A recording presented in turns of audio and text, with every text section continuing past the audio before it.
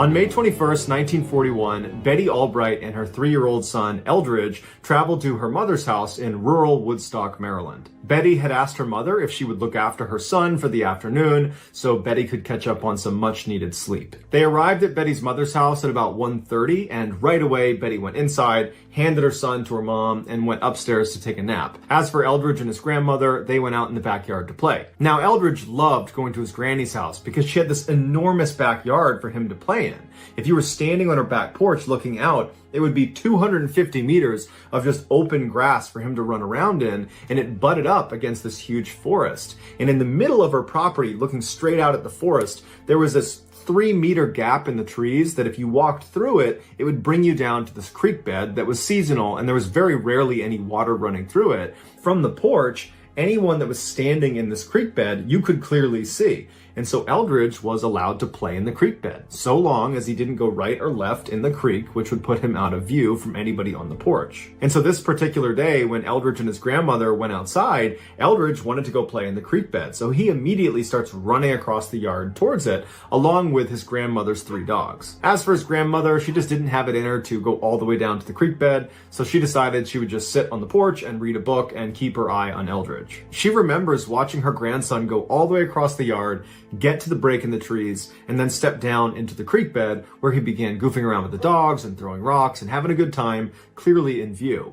And for the next 5-10 minutes, she just stared directly at her grandson and the dogs. And at some point, she picked up the book next to her and she began reading the book and then periodically looking up to check on her grandson and then back down to the book. At about 2 p.m., she was looking down at her book when she heard her grandson yell out for help. Now, 3-year-olds yell out for help all the time. Sometimes it's a big deal, and sometimes it's not such a big deal. But oftentimes, the sound of their voice gives away how serious it is. No matter what they say, it's like their tone gives away, should I take this seriously, or is this just a kid being a 3-year-old? And she would say that the way he was yelling sounded like a real emergency. When she poked her head up, even though she had seen him, less than a minute ago playing in the gap in the trees, now she's looking and he and the dogs are gone. And so, of course, she's alarmed. She hops out of her seat, she goes down the steps, and she starts walking across the yard towards Eldridge.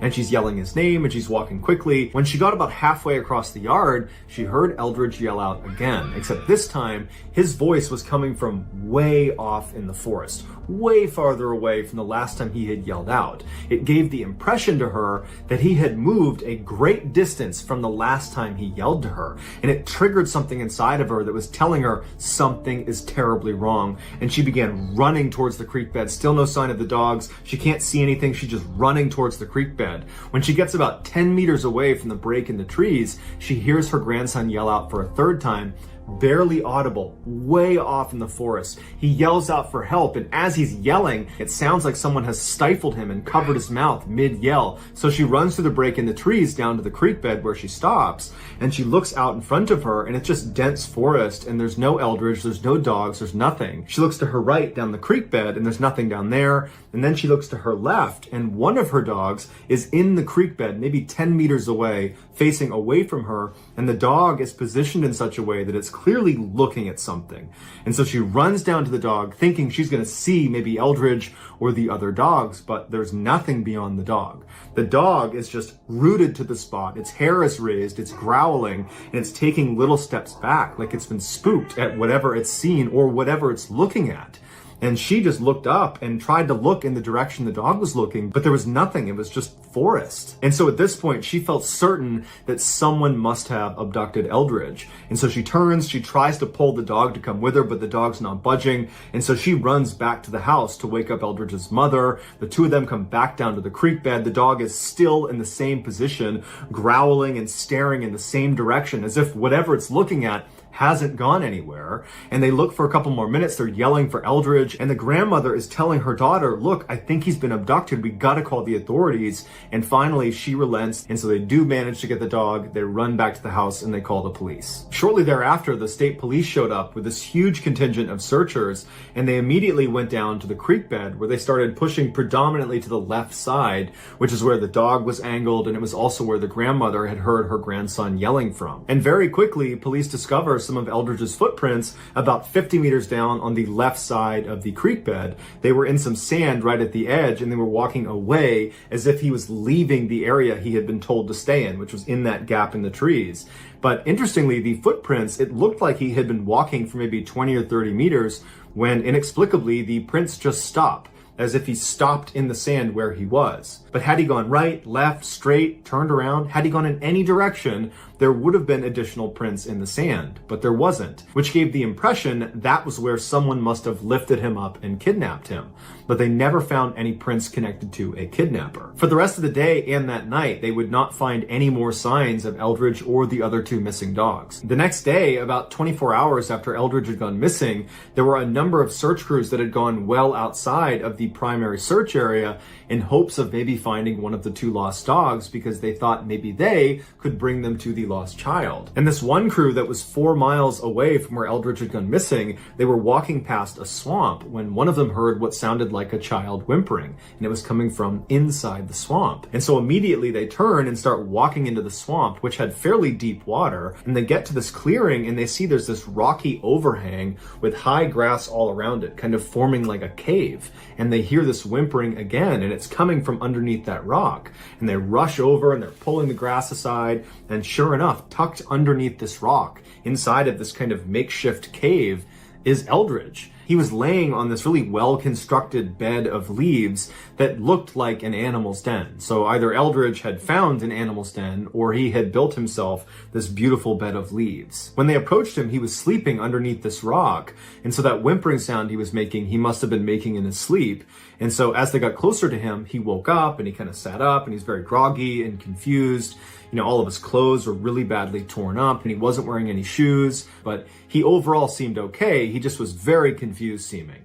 And so they scooped him up and they brought him back to search headquarters, reunited him with his mother and his grandmother, and everyone's just so relieved that he's alive. But at the same time, people were like, how did he get 4 miles away in the middle of a swamp? And so after the doctor cleared him, saying he was okay, besides some scratches and bruises, the police, along with the mother and the grandmother, sat down with Eldridge and asked him, what happened? But unfortunately, Eldridge appeared to not know this had even happened. He didn't even know he had spent 24 hours out in the middle of the woods by himself. It was like he had blacked the whole thing out. Because Eldridge was found alive and unharmed, the police did not continue to investigate this case.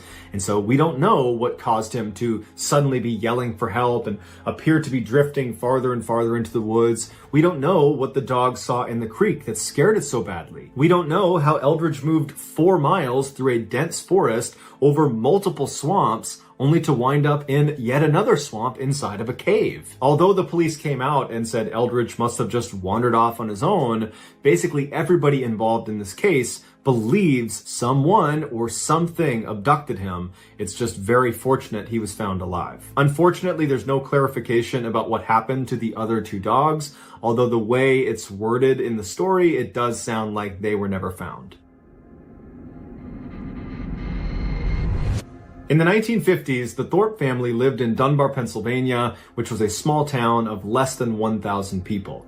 Their house was on a very quiet street with very few neighbors anywhere near them, and their property was right up against this forest that was right in their backyard. Their daughter, 2-year-old Anna, loved to play in their backyard, but she was instructed to stay on the grass section of their backyard and not venture into the forest because the forest was snake infested, and Anna was terrified of snakes, and so she happily obliged. On May 5th, 1950, Anna was playing in her backyard in that grassy section, and her mother was in the kitchen looking out the back window into the backyard, and her mother looked down for a second when she heard her daughter scream. She looked up and Anna was gone. She immediately ran outside and she's yelling for her daughter. She's looking all around and she knows she must have gone into the forest, and she's thinking to herself, she must have been bit by a snake and she's laying on the ground somewhere. That's why I can't see her. And so she runs into the forest and she's screaming for her daughter and she's not getting any response. She's starting to panic. All her yelling has gotten the attention of her 2 older sons that were in the house,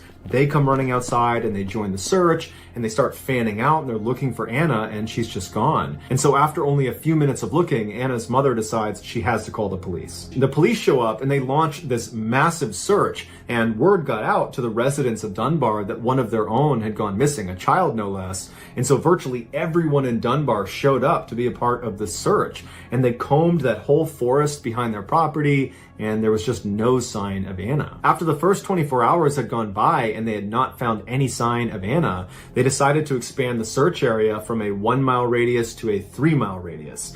And within just hours of this change, there was a crew that was 3 miles away from where Anna had gone missing, and they found Anna, and she was alive. She was laying under this blackberry bush. All she had on was a single shoe. Next to her was a pile of clothes. When they went up to her, she seemed okay. They picked her up and they brought her back to the search headquarters where they reunited her with her parents. A doctor looked at her and the doctor said, there's no signs that she was attacked. There's really no signs of any wear and tear on her at all. It doesn't even look like she was outside for the past 24 hours. When Anna was asked about what happened to her, she wasn't able to give any sort of meaningful answer because she's only 2 years old. But the reason this case is included in today's video is not because, she vanished mysteriously in the forest and that she was actually found 3 miles away versus 1, or, that she was found with just a shoe on.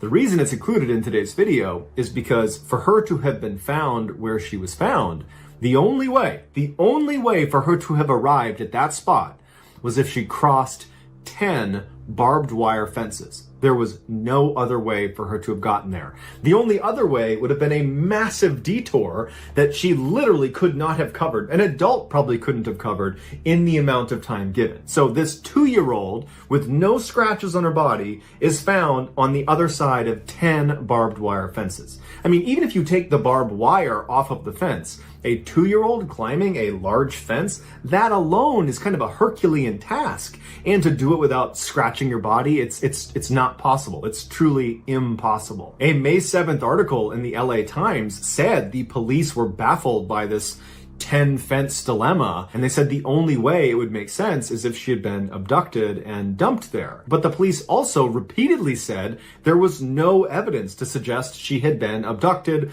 or attacked or harmed in any way. It was just where she was found did not add up. Ultimately, the police came out with a statement saying this had to have been an accident, that Anna, the 2-year-old, managed to just somehow walk her way past all these fences and was found where she was, and thank goodness she's alive.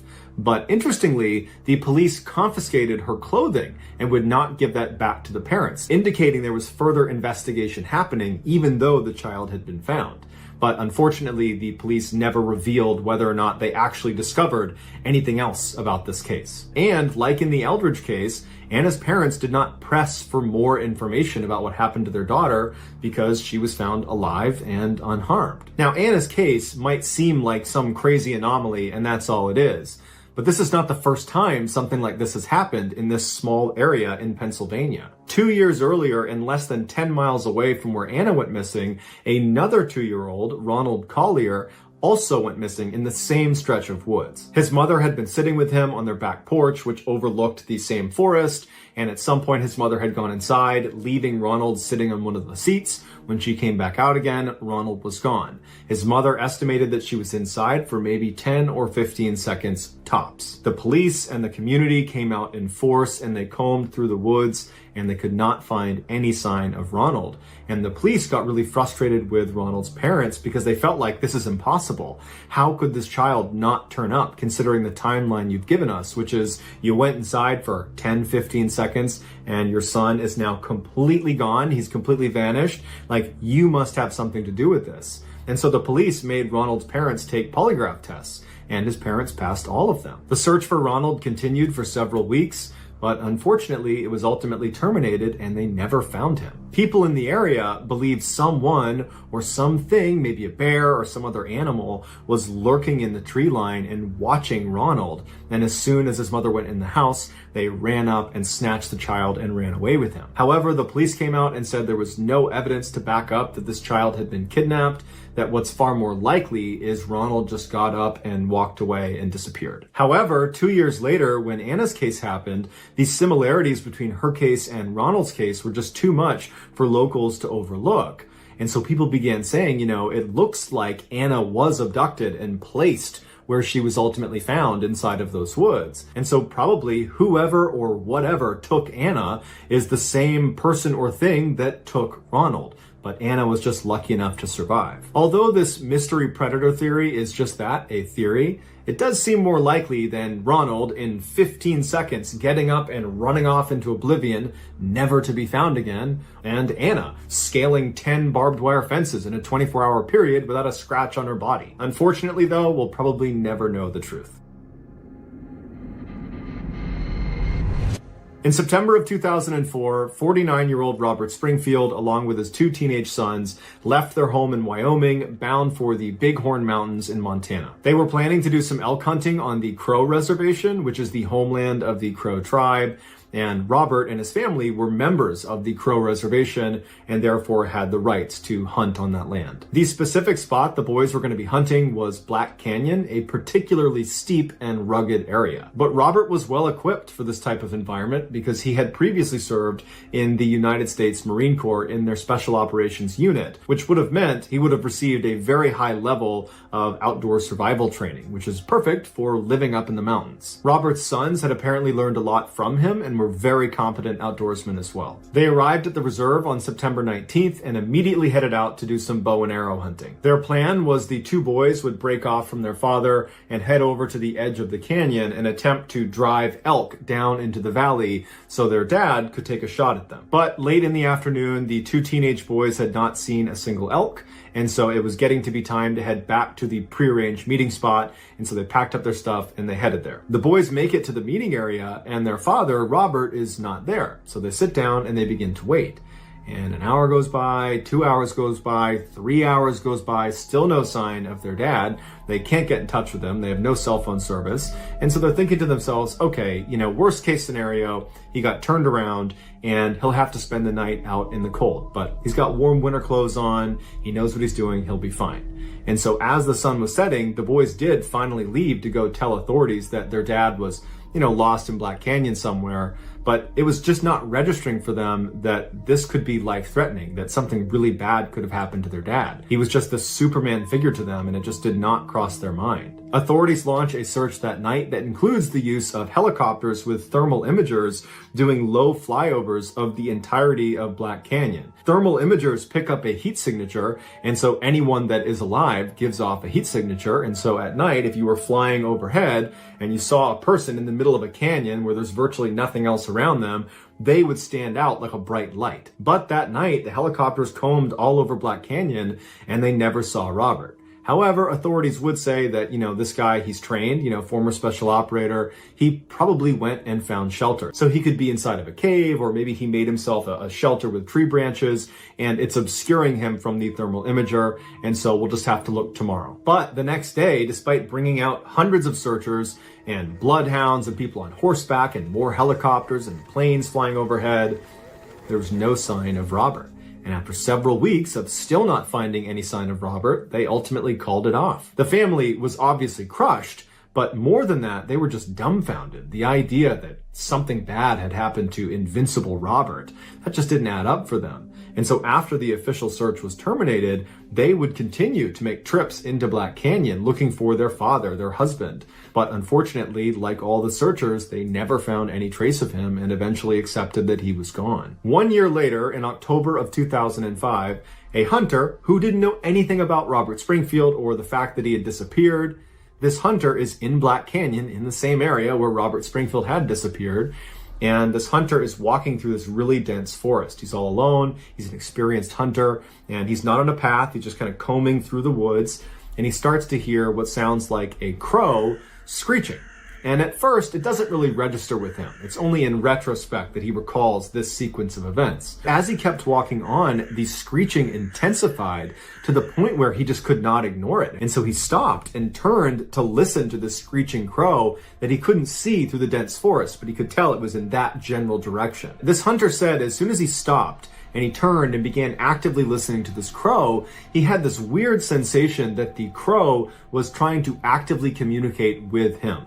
It was a very strange experience. He had never had anything like it in his entire hunting career, and he spent lots of time outdoors. And so he felt like he had to go over and see what was going on with this crow. And so he starts walking towards the crow. He still can't see it. It's very thick vegetation, and he's getting closer and closer, and he gets to a place where he can just barely see this crow. It's in a clearing. There is this large tree stump right in the middle of the clearing, and this tree stump is not short. It's like 6, 7, 8 feet high in the air. It looks like this tree had broken in the middle and fallen over, and this crow is sitting on the top of this kind of gnarled stump. And the crow is just incessantly screeching. And from this hunter's perspective, he can see the crow and he's kind of staring at it. And as the hunter is looking at this crow, the crow suddenly turns and looks directly at the hunter. And it recognizes the hunter can see the crow, and the crow stops screeching and is just staring directly at the hunter. And this hunter would say he felt so unsettled by the sudden behavior of the crow, because it was almost like confirming the crow was looking for him, and now he had found him, and he stopped screeching and was looking at him. The bird continued to stare silently at the hunter, to the point where the hunter felt compelled to walk out of the vegetation into the clearing to kind of confront the crow. And so he stepped into the clearing, and the crow the whole time is not screeching anymore, just looking at the hunter. And the hunter's standing in the clearing, and he looks at the crow, and the crow suddenly looks straight down. The hunter follows the crow's gaze down to the ground, and he sees at the base of the tree is a human skull.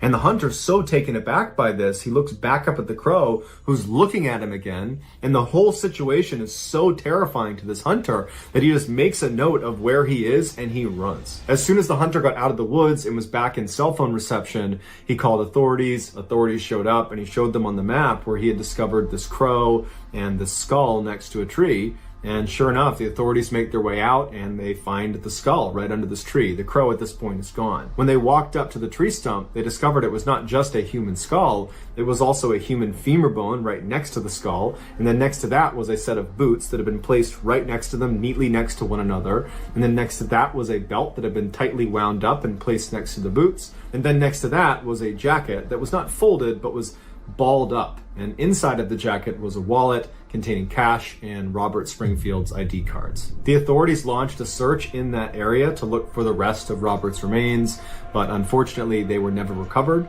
Also, his bow and arrows were never found. The FBI was brought into the case because foul play was suspected, and they eventually determined that Robert must have been shot. And then they later recanted that statement and said actually he was hit by a falling tree. But if he was struck by a tree, then where is the rest of him? Wouldn't it have been in that area? And then why were all of his things neatly stacked? Certainly he wouldn't have done that after getting hit by a tree, so who neatly stacked his things after he was hit? And then also, where is his bow and arrows? But despite how improbable it sounds, that is the official theory, that he was hit by a falling tree. The family, along with many other people, believe he was attacked by someone or something up in those mountains. But if he had been attacked, his sons would have heard the struggle because they were in an area where sound carried really, really well. And if a person attacked him, why didn't they take the money out of his wallet? Also, where Robert's remains had been found was very close to where his original campsite had been with his two sons on the night he had gone missing. And so it was firmly located inside of the initial search grid. Meaning, had he been under a tree or been left for dead by some attacker in that area, he would have been found in those first couple of weeks that they were looking before the search was terminated. So the fact that he wasn't found means either hundreds of people didn't see him, including a helicopter with thermal imager, or he wasn't there until after the search was terminated. And if so, where was he? And perhaps the weirdest aspect of this entire case is the claim by this hunter that a crow apparently lured him over to this tree stump where he found Robert's remains. If you believe this hunter's story, and many, many people do, then do you really think it's a coincidence that all of this took place on Crow Reservation, home of the Crow tribe? I think not. But will we ever know the truth about what actually happened to Robert? I don't know. In 1994, 39-year-old Mauro Prosperi took part in the brutal Marathon des Sables, which is a 6-day endurance race covering 155 miles through the Sahara Desert. The competition was known as one of the toughest in the world, but Prosperi was a former Olympic athlete, and he kept himself in unbelievable physical shape. He was also a police officer back in Italy, which kept him even more active, so he felt ready. The competition's desert terrain was so dangerous that participants had to indicate where they wanted their bodies sent if they did not survive the race. In preparation for the race, Prosperi would run 25 miles a day for weeks leading up to it, and he would give himself less and less water as he was running to get accustomed to dehydration. But despite how much he was training and his incredible athletic resume that showed he's someone that can probably do this, his wife was very concerned. But he would tell her, the worst thing that's going to happen to me is I'll get a little sunburned. The race kicked off at its starting point in Morocco on April 10th, and initially it was going very smoothly. Prosperi was always at the front of the pack, and he was always the first Italian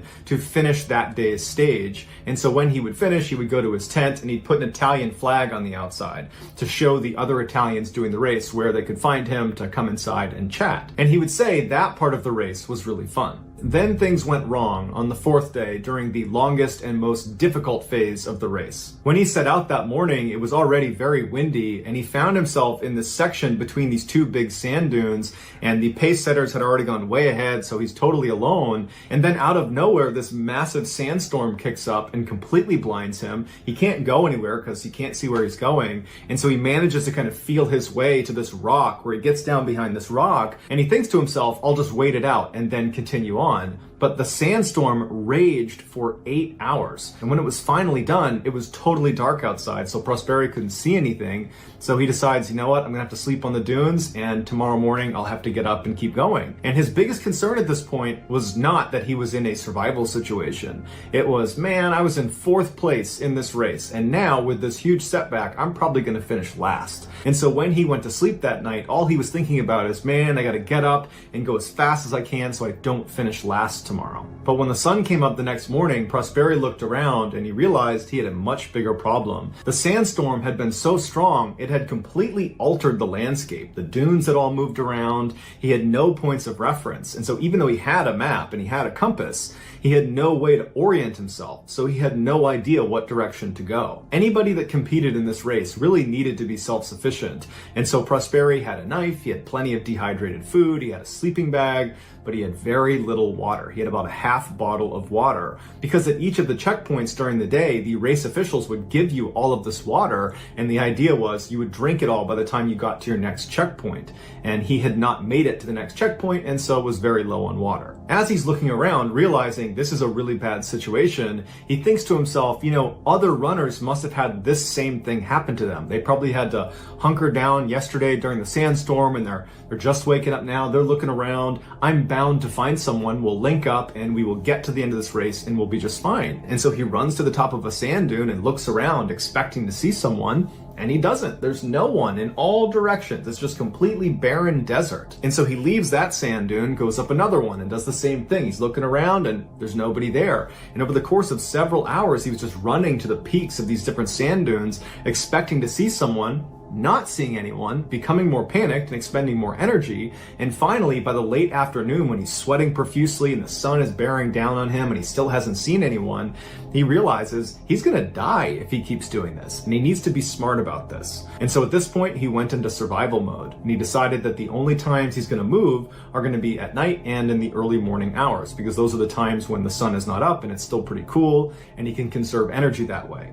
He also began peeing into bottles and began conserving his urine to drink later when he did run out of water. And so over the next 2 days, he conserved his energy, but he was just kind of drifting through the desert, and he wasn't really getting anywhere. He didn't know if he was making progress because he had nothing to go to. He wasn't seeing anyone, and he was starting to realize the situation is getting worse and worse by the minute. And then, in an incredible stroke of luck, he comes across this Muslim shrine in the middle of nowhere that Bedouins would use as they traveled across the desert, and he ran inside hoping that there'd be a person in there. And there was a person in there, but they were dead inside of a coffin.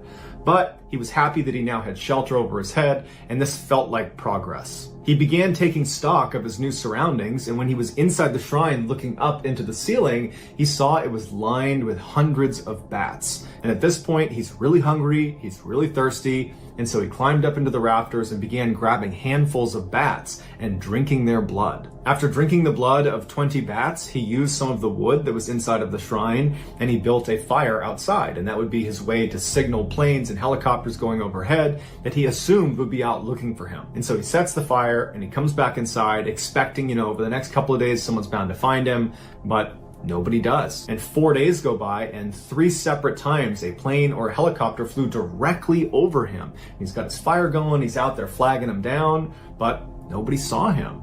And so at the end of those 4 days, he's now been out in the desert roaming around for nearly a week, and he's starting to realize that this is the end. He's not going to survive this. No one knows where he is. No one's seen him so far. He's running out of supplies.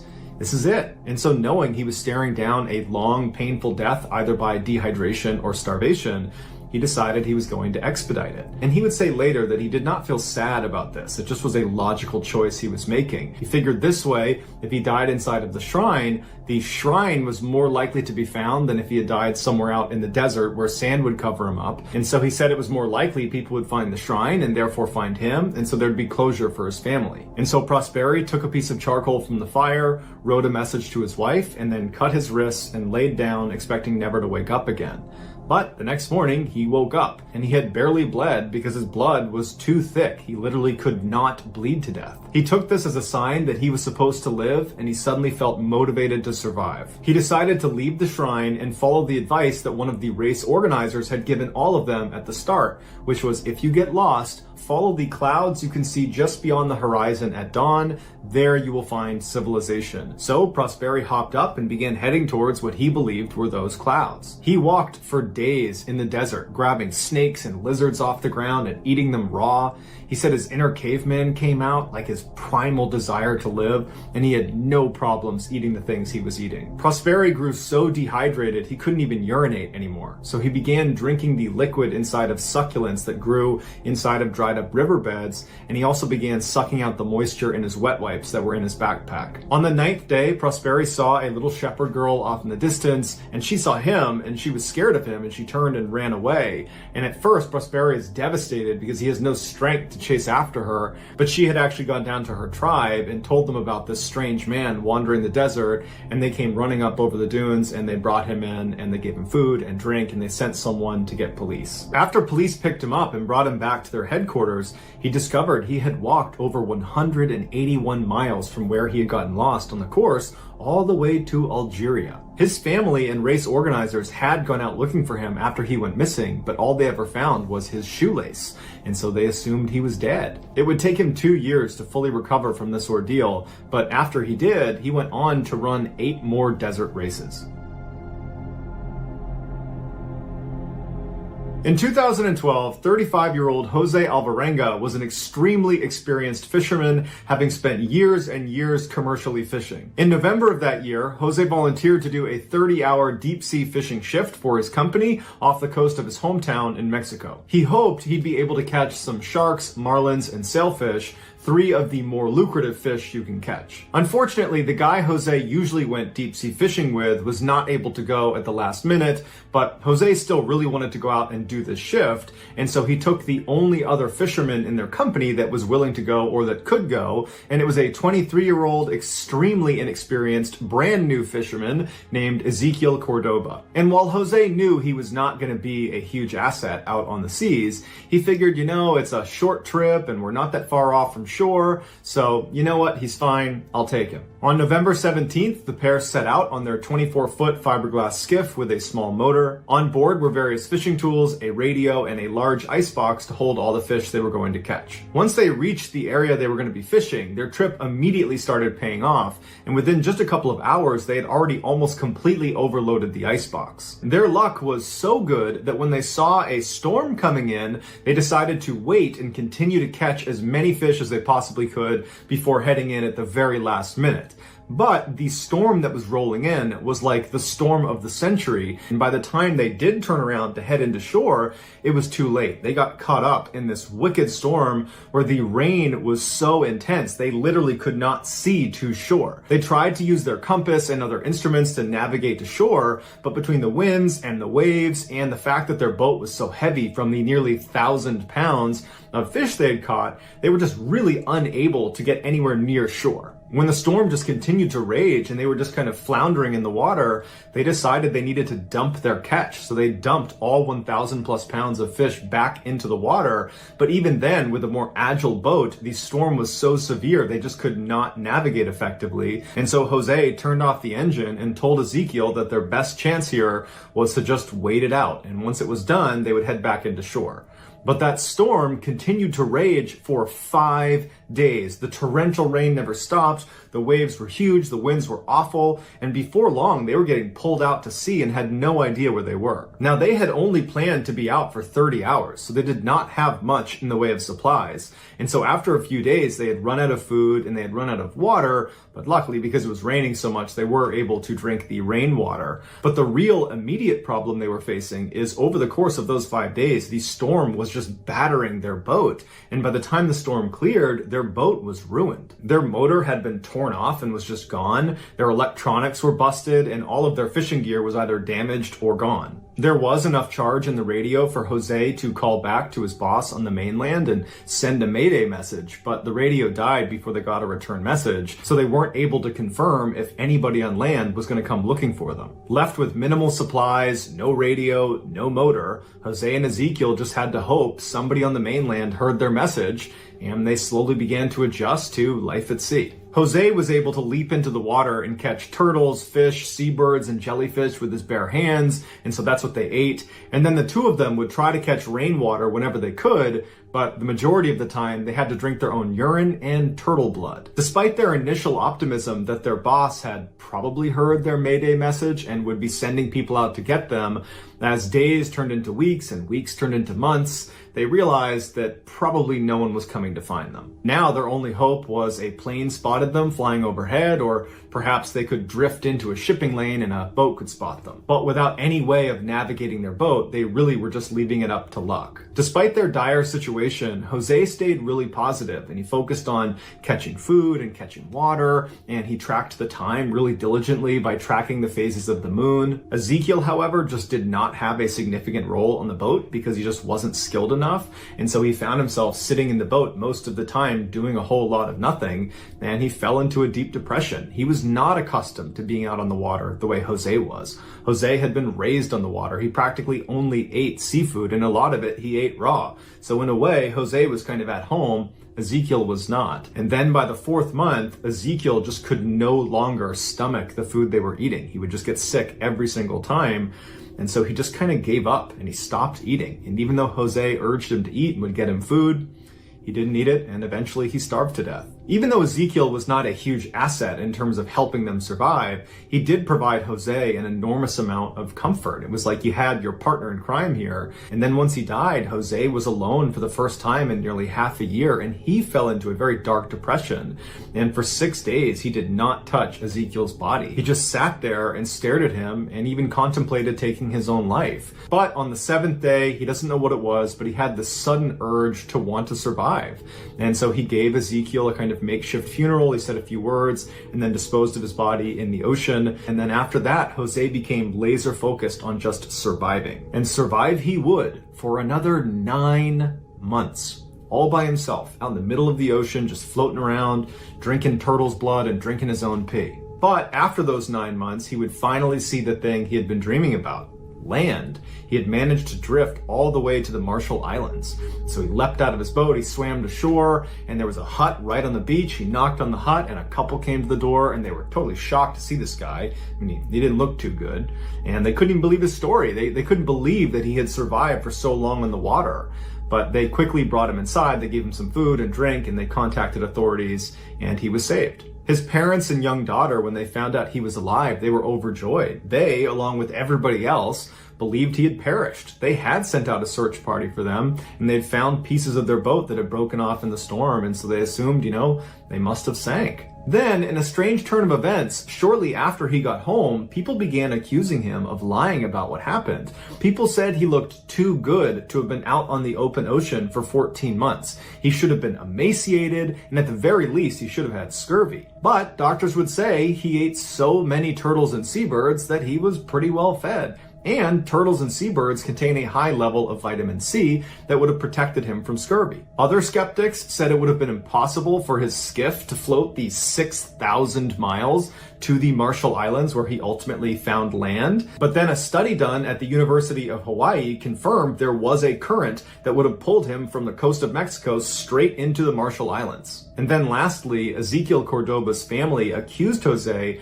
of killing Ezekiel and eating his body for sustenance. That's the only way he was able to survive. But Ezekiel roundly rejected that and took multiple lie detector tests that proved he did not do that. Today, Jose lives in a small town in El Salvador, completely surrounded by land, and he says he doesn't go anywhere near the water. In 1971, Juliane Kepka was a bright-eyed German teenager who had just graduated high school. On Christmas Eve of 1971, she and her mother were at the airport in Lima, Peru, waiting for a flight to Pucallpa to visit her father, who was a zoologist working in the Amazon. She and her mother and everybody else waiting for this flight were really annoyed because the flight was 7 hours late due to bad weather. Finally, it arrived, and Juliane, her mother, and everybody else who had been waiting boarded LANSA Flight 508. And immediately after takeoff, they started hitting some pretty bad turbulence because of the bad weather. But Juliane really liked flying, so she didn't mind. Her mother, on the other hand, was white-knuckling the armrests. But after 10 minutes or so, as they were getting nearer to cruising altitude, the turbulence was not getting any better. In fact, it was getting much worse. And Juliane was starting to get worried herself. And then when the plane started shaking so violently that all of the overhead bins opened up and luggage and wrapped presents and Christmas cake started pouring out, Juliane now began white-knuckling the armrest. As she's sitting there, she looks out the window and she sees all this lightning right outside their window, and it was clear they were literally flying through a lightning storm. And so Juliane and her mother are just looking at each other, unable to speak because they're so scared, and they're listening to the other passengers screaming and yelling, and everyone's starting to panic. And then the plane starts really shaking up and down like it's being lifted 50 feet and dropping 50 feet over and over. And then all of a sudden, there's this bright flash inside of the cabin, and then the lights go out, and then they look out the left side and they see smoke and flames coming out of the engine that sits on the wing, and then the plane felt like it was just falling from the sky before it dipped into an aggressive nosedive and just started bombing straight down toward the ground. It turned out that big flash in the cabin was lightning striking the engine. Juliane would say, despite this unbelievable chaos, the worst moment imaginable, her mother grabbed her by the hand and said, "This is it. It's all over." And that was the last thing her mother ever said to her.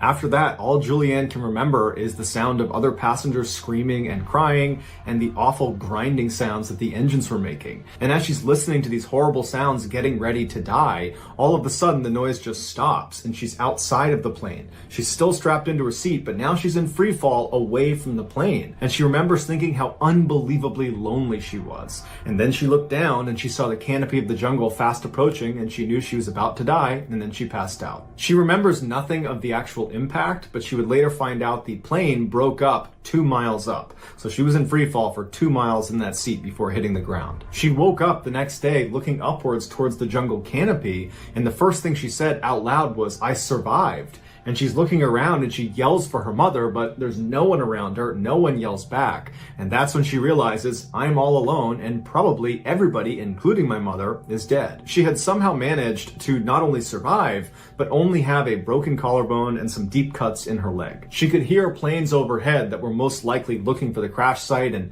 potentially survivors, but she couldn't see them because the canopy was so thick, so they couldn't see her. She was wearing a very short sleeveless mini dress and flip-flops, but in fact she had lost one of her flip-flops, but elected to keep the other one on because she had lost her glasses in the crash and she was incredibly nearsighted, and so she would use this one flip-flop to test the ground ahead of her before committing with her bare foot. Before the crash, she had spent 1.5 years at her parents' research station out in the Amazon, and in that time she'd picked up very valuable survival skills for being in the rainforest. So the first thing she did was stand up and go looking for a stream because her father had told her, wherever there's a stream, that stream will oftentimes lead to civilization.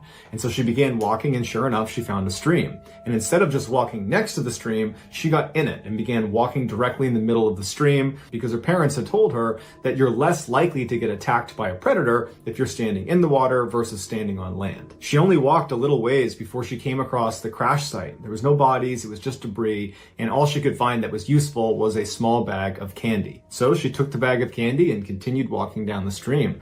And for several days, she trudged along, and she would say during the day it was incredibly hot and miserable, and at night it was very cold, and since she only had this small dress on, it was particularly miserable. But she said the scariest part of the whole ordeal was at night when you're trying to sleep. It's totally pitch black and you're in the middle of the Amazon and there's predators all around you. She said it was horrifying. On the fourth day of being in the jungle, as she walked down the stream, she heard the sound of a landing king vulture, a sound that she recognized from her time spent at her parents' Amazon reserve. And the sound of this vulture was just around the corner, so she couldn't see it.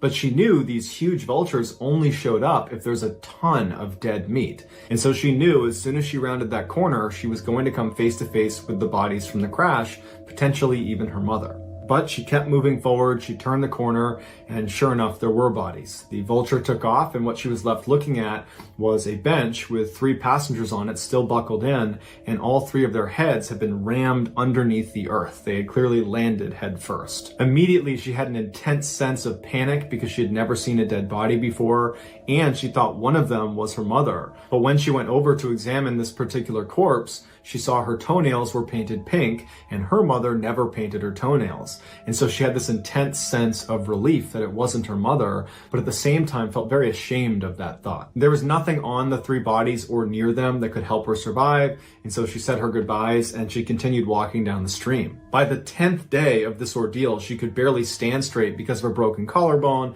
and the pain in her leg, and so she began drifting down the river in one of the deeper sections, and then she thought she was hallucinating when she saw this big boat docked up against the side of the river.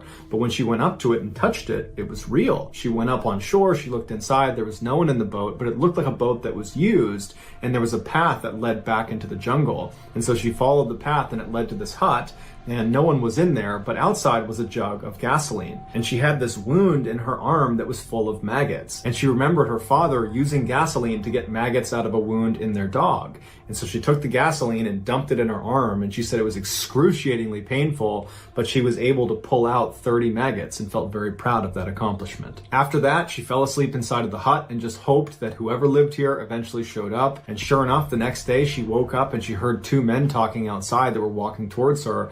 And she said the sound of their voice was like the sound of an angel. And when the 2 men came up the path and saw her, they were obviously very shocked. And they initially thought she was like this water goddess from a local legend that involved a half mermaid, half woman that was light-skinned. And she would tell them in Spanish that she's not a water goddess, that in fact she's a girl, and she had just survived a plane crash and she really needed their help. It was getting late that day, so they couldn't bring her out of the jungle right away. So they helped treat her wounds, they gave her some food and water, and the next day they brought her back to civilization. The day after her rescue, she was reunited with her father, and apparently he was so overcome with emotion because he believed she was dead that for several hours he just couldn't speak. Julianne was the sole survivor of the 91 people who boarded Lanza Flight 508. Her mother actually survived the crash, but then died several days later because she couldn't move. This is something that haunts Julianne and her family because they think about how horrible those last few moments for her mother must have been. Julianne ultimately recovered from all of her physical injuries, but to this day deals with significant emotional trauma. 7. Helena Carroll and her fiance, John Cullen, had saved a little bit of money and they were torn on what to do with it. They knew they should put it aside and put it towards a down payment on a new house, but they also really wanted to go on vacation, and lately life had been very stressful for both of them, and so ultimately they decided, let's just blow it all on an amazing vacation. And so later that month, they flew off to Thailand. Over the course of their week, they spent most of their time at their resort, sitting in the pool and eating nice food, and they were having this really nice time. And on their last day, they decided they needed to do something a little bit more adventurous. And so they decided to explore the Nam Talu cave inside of the Khao Sok National Park, which is this 160 million year old rainforest that was not that close to their resort. In fact, it was not really a huge tourist destination because of how cumbersome it was to get there. But from everything they read about this park and specifically this cave they wanted to go in, it was just this breathtaking experience, and so they were sold. After signing up for a guided tour, they headed down to the pier where they boarded a boat and drove 90 minutes to the entrance of this park. When they got off, they met their 2 guides and then walked down to this entrance area where they connected with the other 5 tourists that were going to be on this tour with them. Those 5 people were 2 Swiss parents and their 2 teenage daughters, along with a 10-year-old German boy who was there on his own. After everyone had said hello and introduced themselves, they began walking through the park towards this cave. The allure of the Nam Talu cave, which is the cave they were going to be going to, was there was a river that ran through it where at times as you walked through this cave, you'd have to hold onto a rope and wade through the water where the water was up to your waist or even up to your neck at times. But it felt safe and controlled, and it was kind of exhilarating for foreign tourists to go through the cave. As they were just about to get to the entrance of the Nam Talu cave, some park rangers happened to walk down the path next to them, and they exchanged some words with the 2 local guides that were leading this tour, and they told them it's a bad idea to go into the Nam Talu cave because this is the monsoon season. No one's supposed to be in there, and if it starts raining while you're inside the cave, you won't hear it, and it will flood the cave, and then you'll be trapped. But despite the warning, the group continued on because it hadn't rained that day, and there wasn't any rain in the forecast, and the 2 local guides that were leading this tour were really confident that they were not in danger. They entered the cave a little after 1 p.m. and right away they were walking through little puddles of water that got a little bit deeper, and pretty soon they were holding onto the rope and walking through the deeper sections of the cave. Water's up to their waist, and by all accounts it was very exciting. And the entirety of the tour should only take about an hour, where it's 30 minutes in, you hit the turnaround point and you come back. And they had made it about 20 to 25 minutes in, right before the turnaround point, when Helena and John, who were towards the front of the tour group, heard what sounded like a rushing or roaring sound coming from the entrance of the cave. And they turned around and they saw this wave of water barreling into the cave. And instinctively, John and Helena start climbing up the walls. And luckily there was a ledge where they were, and they managed to scramble up onto this ledge. And Helena would say as soon as she got up there, she turned around to look where she had just been standing, right as this surge of water blasted past them, carrying with it the 2 tour guides and the 10-year-old German boy, who immediately got swept around the corner down the dark tunnel. And then seconds later, the 2 Swiss parents and their teenage daughters, they got swept away around the corner. The couple was now stranded on this ledge with no time to be upset about what they're witnessing, because the water was not only surging past them, it was rising, and there was limited amount of space before they would just be completely submerged in water. And so they tried their best to climb up this wall to a slightly higher ledge, which was still only a few feet away from these rushing rapids. And so as they're crouched up on this ledge, John eventually says to Helena, we're gonna die if we stay here, we're gonna drown. And so I need to find a way to maybe get past this initial rush of water, and maybe on the far side of the cave, I can work my way back up to the entrance and hopefully get us some help. And initially Helena said, don't do it, don't leave, we're safe here. But eventually he said to her, I have to go. I love you, I have to go. And she said, okay, and he jumped into the water, and almost immediately he was pulled under and disappeared. For the next 20 hours, Helena had to sit on this ledge in total darkness until the water finally began to subside a little bit and rescuers could come in to get her. What had happened was, after Helena and the rest of the tour group had gone inside of the cave, they made it just far enough in that they were out of earshot of what was happening outside of the cave. Right at that moment, a huge freak storm rolled in. There was this flash flood that was so intense, the lake that was right outside of the entrance to this cave, it rose up and began dumping directly into the cave. It was like a dam basically breaking, and all the water just poured in all at once. When Helena was finally let out of the cave, she didn't know what happened to her fiance or the other tourists that were part of the group. But as soon as she stepped outside, she saw there were 8 coffins that had been lined up right outside, and she found out that she was the sole survivor. Despite this tragedy, people still go into the Nam Talu cave even during monsoon season.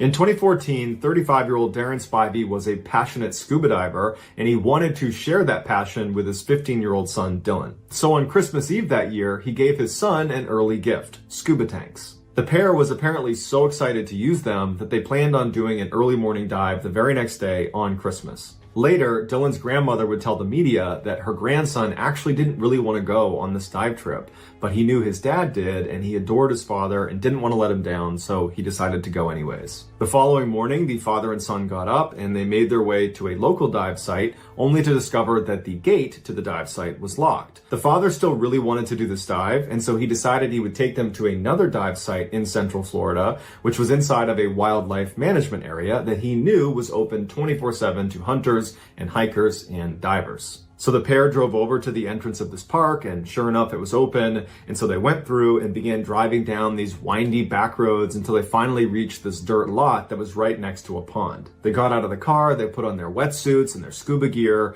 and began waddling their way over to this wooden walkway that starts in the parking lot and goes all the way up and out onto the pond like a dock. And as they walked down this wooden walkway, they would have passed a number of signs telling them, do not dive in this pond unless you're an expert diver. Because this is not just some pond. This pond was the entrance to the infamous and deadly Eagle's Nest, which in the cave diving community is known as the Mount Everest of cave diving. At the bottom of this little placid-seeming pond is a narrow hole that is a tunnel that goes straight down, and that is the single way in or out of this massive underwater cave system. Expert divers will swim over to this hole and grab the guideline that goes down into this cave, and they'll follow it and they'll swim straight down until the light above them fades, and all they can see below them is just black nothingness. And once they get through the end of this tunnel, it opens up into this massive chasm that's called the ballroom. And as soon as you get into the ballroom, if you stop and shine your light in any direction, you will not see a wall. No matter how powerful your flashlight is, you can't see a wall. It's so big. Divers that have been down there have said it feels like you're in outer space. This guideline goes straight down to the bottom of the ballroom at about 130 feet, at which point you see a sign that has a Grim Reaper on it that says, "Stop, prevent your own death, do not go any farther. There's nothing in this cave that is worth dying for." Basically, this is your last chance to turn around and get to the surface relatively easily, because from this sign, the cave splits off in two different directions, where the tunnel gets narrower and it kind of spiders around, and in certain points it goes all the way down to 300 feet. So beyond this sign, it is extremely dangerous unless you know what you're doing. And even then, it's still extremely dangerous. There's also a current that runs through Eagle's Nest. So if you were to lose the guideline, especially in the ballroom, you could be blown away and then have a really hard time finding it again because it's pitch black down there and it's like finding a needle in a haystack. And if you're not holding on to the guideline, it's nearly impossible to find the one way out. So you understand how intimidating and dark and dangerous this place is. Here's a video of a diver going through that tunnel into the ballroom.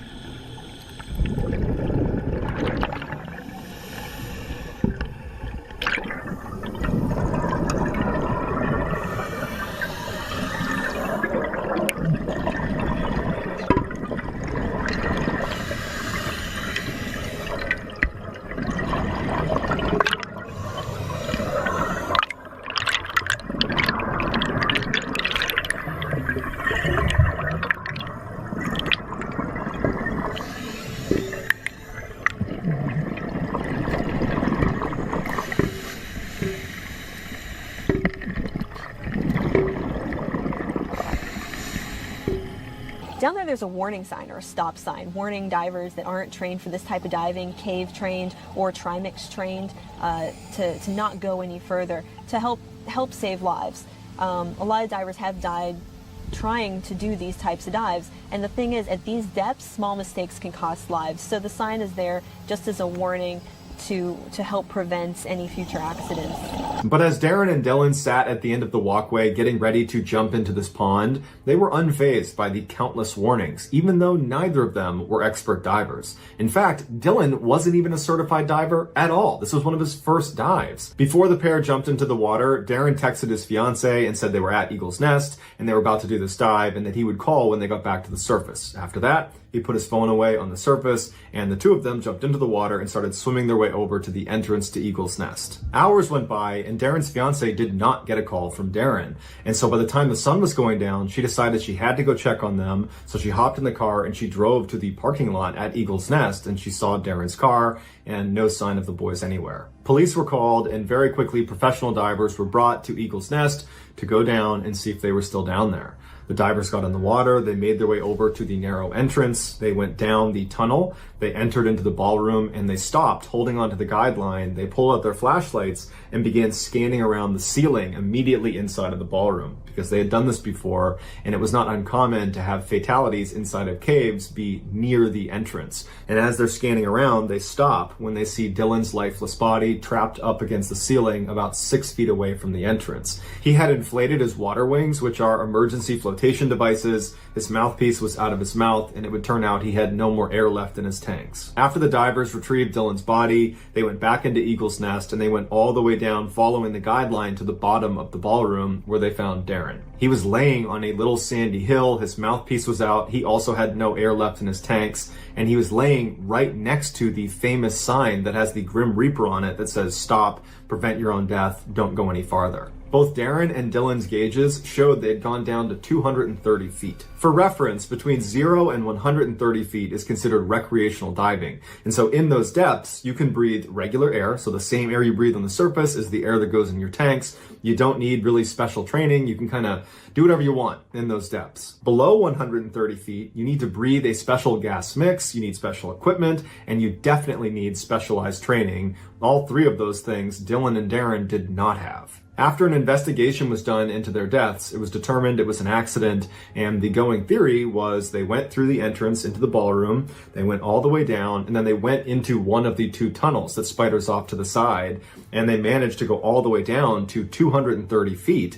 And at that depth, they must have developed a nasty case of nitrogen narcosis, which is like being drunk. And so in that state, they must have lost track of time and how much air they were using. And so by the time they got back to the ballroom to begin their ascent, they ran out of air. The son must have run out first and grabbed his father, shown him his air gauge to point out that he has no air left. His dad, in seeing that, must have taken his regulator out and put it in his son's mouth, and they began buddy breathing as they ascended to the exit. Except the father's tanks also ran out of air very shortly after that, and the father passed out and sank to the bottom. The son managed to get a full breath of air and began trying to swim as fast as he could to the surface. He even inflated his water wings to make himself go faster. Except in his panic, he must have let go of the guideline and swam all the way up and then hit the ceiling and then been not able to find the way out and ultimately drowned. Today, despite all the warnings outside and inside of the cave itself telling inexperienced divers to not go any farther, inexperienced divers continue to go into Eagle's Nest, and inexperienced divers continue to die inside of Eagle's Nest. To date, 11 people have died inside of that cave. Midday on June 10th, 1981, an Italian man and his 6-year-old son walked to the edge of their property in Frascati, which is an area in Italy known as the hub of Rome's local wine industry. The father needed to repair a section of their fence, and his son, who he said had the soul of Huckleberry Finn, wanted to tag along. But as soon as the work began, Alfredo just wanted to go play in the vineyards, and so he ran off. And the father didn't think much of it because his son always played in the vineyards and just figured he would see him back at the house. When the father finished up the work around 7 p.m. and walked back into his house, he was surprised that Alfredo wasn't there. And so he asked his wife, have you seen our son? And she said, no, can you go out and find him? Because dinner's going to be on the table any minute. So the father goes back outside, expecting to see Alfredo come running out from behind some hiding place, but he doesn't. And he yells out for his son and doesn't get a response. And so he begins walking his property and yelling for Alfredo, and he's not finding him. And so after 2 hours of looking, he finally just calls the police. The police arrive, and initially it's just a couple of officers with flashlights, and they spend about 2 hours looking as well. They can't find him, so they call in backup in the form of officers with sniffer dogs, and the dogs began searching the property for another 3 hours, and they still couldn't find him. A little after midnight, the fire department, known in Italy as the fire brigade, they joined in as well. Shortly thereafter, a fire brigade officer was on the edge of Alfredo's property when he discovered a small hole in the ground. It would turn out Alfredo's neighbor had dug an illegal well, which was a common practice at the time, and generally, if you dug one of these wells and you struck water, you would report the well. But if you dug down and you didn't find water, you would just cover it up with a girder and you wouldn't tell anyone. In this case, however, the hole the officer was looking at did not have anything covering it. And so he knelt down and he yelled Alfredo's name into this hole. And at first he didn't hear anything. Then he yelled again and he heard Alfredo yell back for his mother. Alfredo must not have seen the opening as he was running around playing, and he fell feet first into an 80-meter deep shaft. After Alfredo was found, the fire brigade took over rescue efforts, and so additional fire brigade units were called to help. But as soon as those additional units showed up, the captains of the different units began arguing with each other because it wasn't really clear how they were going to get him out. And unfortunately, the fire brigade immediately made a very bad decision. They decided to lower a plank into the shaft attached by a rope that he could grab onto, and they could pull him out that way. But when they lowered it at about 24 meters, the plank got stuck inside of the tunnel. And when they yanked on the rope to try to free it, the rope came off of the plank, but the plank remained wedged in the tunnel, blocking the tunnel. By the following morning, TV crews had swarmed the area, and one of them offered up a two-way microphone that could be lowered down into the hole so they could talk directly to Alfredo. When the microphone was finally lowered down next to his face, he was crying and pleading for them to get him out and that he missed his mother. Amateur spelunker Tullio Barnaby, a 23-year-old, had come over and joined the vigil that night. The plank plan shocked him for its foolishness, and so too did the scene. It was like everyone and no one was in charge. The well opening had been widened in hopes that a very skinny person would be willing to be lowered down to remove the piece of wood that was obstructing the tunnel. And since Tullio was a spelunker and was comfortable in confined spaces and was pretty skinny, he volunteered himself to do it. As he was lowered down, he quickly realized the inside of this tunnel was not a straight shot. It was more like a corkscrew. And so because of its windy nature, he was not able to get down to the wood. And so he signaled to go back up again. And when he reached the surface, he didn't have the wood in hand, but he told the fire brigade that because of the windy nature, it's unlikely Alfredo fell all the way to the bottom. He's probably stuck somewhere in the middle, which is a good thing. But we have to be really careful as we pull him out that we don't do anything that unintentionally causes him to slip farther into the hole. Tullio's suggestion was they go out and recruit professional spelunkers to be involved in the rescue because they would understand how to get someone out of such a tight space so far down in the ground. But the fire brigade disregarded his advice and said, we don't have enough time for that. At 6 a.m. the next day, about 12 hours after Alfredo's fallen into the swell, the fire brigade would make another very poor decision. They decided they would drill down another hole parallel to the one Alfredo was in, and they would drill down past the point they believed Alfredo was, at which point they would turn and drill laterally and connect to the tunnel Alfredo's in, grabbing Alfredo, pulling him across, and back up the new tunnel. Tullio objected, and he said the vibrations from this drill are almost certainly going to dislodge the boy and cause him to slip farther into the tunnel. But once again, the fire brigade did not listen to him. The drilling began about 2 hours later, and by that afternoon, Alfredo's plight had become major national news, with every single TV station playing a 24/7 live broadcast of the well, watching the drilling take place. Even the Italian president made a special trip to the well to see how it was going. But the drilling was very slow, and Alfredo, he had that microphone next to his head, and he was crying half the time. Then the other times, he was just pleading with them to get him out and saying he was cold or that he was tired, and the rescuers would say, we're going to be down there to get you, don't fall asleep, we're going to get you out of there. Finally, after 36 hours, they had drilled all the way down to their intended stopping point, and they began drilling across into Alfredo's well. When they finally broke into Alfredo's well, rescuers rushed in with flashlights and looked up and looked down, and there was no sign of Alfredo. And they called it up to the top, and they said, he's not here. And then all of a sudden, they heard a faint voice coming from all the way down at the bottom of the well. The vibrations from all of the drilling had indeed caused Alfredo to slip all the way to the very bottom. They estimated he was approximately 30 meters below this new parallel tunnel, and at that depth, the temperatures would be freezing. And so now Alfredo, on top of everything else, was facing hypothermia. They quickly lowered the microphone again down to Alfredo, and they told him, we're going to get you out of there. We're sorry we dropped you, but we're going to get you. And Alfredo's voice came back weak. He was tired, he was sore, he was freezing, he was crying. It was like the situation was just getting so much worse by the second, and rescuers knew they had to get to him probably in the next couple of hours, or that was it. And so another skinny man volunteered to go down into the hole, and they lowered him, and he would go all the way down to the bottom where Alfredo was. And he would call up that he found him and that Alfredo was alive. But Alfredo was stuck waist deep in this mud that the guy could not pull him out of. And so every time he'd begin to raise him slightly out of the mud, he'd lose his grip and he would fall back into the mud, going deeper into the mud each time. And after the 7th time of not being able to do it, Alfredo was getting dangerously close to being neck deep in the mud.